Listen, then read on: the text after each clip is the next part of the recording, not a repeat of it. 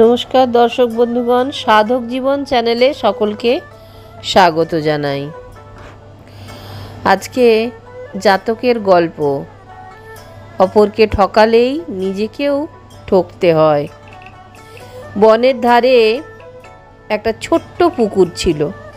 গরমকালে তার জল একেবারে শুকিয়ে যায়। সেই পুকুরে অনেক মাছ বাস করে। সারা বছর তারা বেশ আনন্দেই কাটায়, কিন্তু তাদের অসুবিধা হয় গরমকালে। পুকুরের জল ধীরে ধীরে শুকিয়ে যায়। সেই পুকুরের পাশে একটি বক ওত পেতে বসে থাকত। কখন একটি করে মাছ ধরবে আর খাবে। কিন্তু সেই পুকুরের মাছগুলো খুব চালাক, তারা সহজে ধরা দিত না। একদিন বক পুকুর ধারে মুখ গোমড়া করে বসে আছে। বককে মুখ গোমড়া করে থাকতে দেখে একটি মাছ জিজ্ঞেস করলো, কি ভায়া, তোমার মন খারাপ কেন? বক তখন মুখ কাঁচুমাচু করে বলল, সে কি আর আমার জন্য মন খারাপ গো, তোমাদের কথা ভেবে ভেবেই তো আমি দুঃখ পাচ্ছি। অন্য একটি মাছ বলল, আমাদের কথা ভেবে মানে? তাও বুঝলে না? গরম আসছে, এদিকে পুকুরের জল যাচ্ছে শুকিয়ে, এরপর তোমাদের যে কী অবস্থা হবে।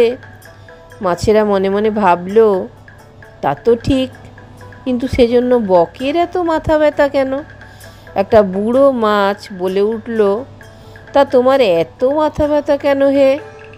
বক অভিমানী গলায় বলল, মাথা ব্যথা হবে না?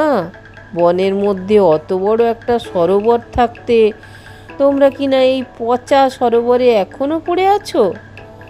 সেখানে বছরে সব সময় জলে টলমল করে। মাছেদের মুখ দেখে বকের মনে হলো ওর কথা মাছেরা বোধহয় বিশ্বাস করছে না। তাই সে জোর গলায় বলল, কি, আমার কথা বিশ্বাস হচ্ছে না? তোমাদের মধ্যে একজন আমার সঙ্গে চলো, দেখে আসবে সরোবর আছে কি না। বকের কথা শুনে মাছেরা নিজেদের মধ্যে আলোচনা করে ঠিক করলো, দেখাই যাক না বক ঠিক কথা বলছে কি না। আমাদের মধ্যে সবচেয়ে বুড়ো মাছকে বকের সঙ্গে পাঠাবো। সে এসে যদি বলে বনের মধ্যে সত্যিই সরোবর আছে, তবে আমরা এক এক করে যাব। আলোচনা শেষ করে সবচেয়ে বুড়ো মাছ বলে, কই শুনছো বক ভায়া, আমরা রাজি আছি, তবে প্রথমে আমাকে সরোবর দেখাতে নিয়ে যেতে হবে। বক রাজি হয়ে গেল। বুড়ো মাছটিকে ঠোঁটে করে নিয়ে সরোবরে দেখিয়ে নিয়ে এলো। বুড়ো মাছটি অন্যান্য মাছেদের সরোবরের কথা বলল। শুনে তো সবাই মহা খুশি। ঠিক হলো বক এক এক করে সকলকে সরোবরে নিয়ে যাবে। বক একটি একটি করে মাছ পুকুর থেকে নিয়ে সরোবরে নিয়ে যাওয়ার জন্য রওনা দেয়।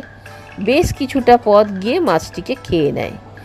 এইভাবে এক এক করে পুকুরের সব মাছ একদিন শেষ হয়ে গেল। পুকুরের পাড়ে রইল শুধু একটি মাত্র কাঁকড়া। বক কাঁকড়াকেও খাবার লোভে একদিন পুকুর ধারে গিয়ে বলল, কি কাঁকড়া ভায়া, তুমিও যাবে নাকি? কাঁকড়া বলল, যেতে তো হবেই, সবাই যখন চলে গেছে, আর তাছাড়া জলও তো কমে আসছে। তবে একটা কথা, আমাকে কিন্তু তুমি ঠোঁটে করে নিয়ে যেতে পারবে না, আমি তোমার গলা ধরে যাব। বক রাজি হয়ে গেল। কাঁকড়া বকের গলা ধরে ঝুলে রইল। বেশ কিছুটা পথ যাওয়ার পর কাঁকড়া দেখল বক সরোবর ছাড়িয়ে চলে যাচ্ছে। তখন সে চিৎকার করে বলল, কি হলো, সরোবর যে পেরিয়ে চলে যাচ্ছি। বক হেসে উঠে বলল, এখনো বোঝোনি? এক এক করে সব মাছকে খেয়েছি, এবার তোমাকেও খাবো। ব্যাস, আর যায় কোথায়।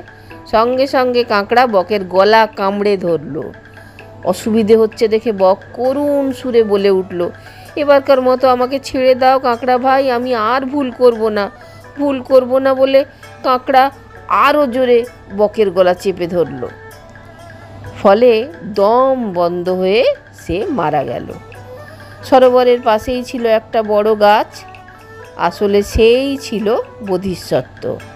বোধিসত্ত্ব বকের সমস্ত কাণ্ড কারখানা দেখছিলেন।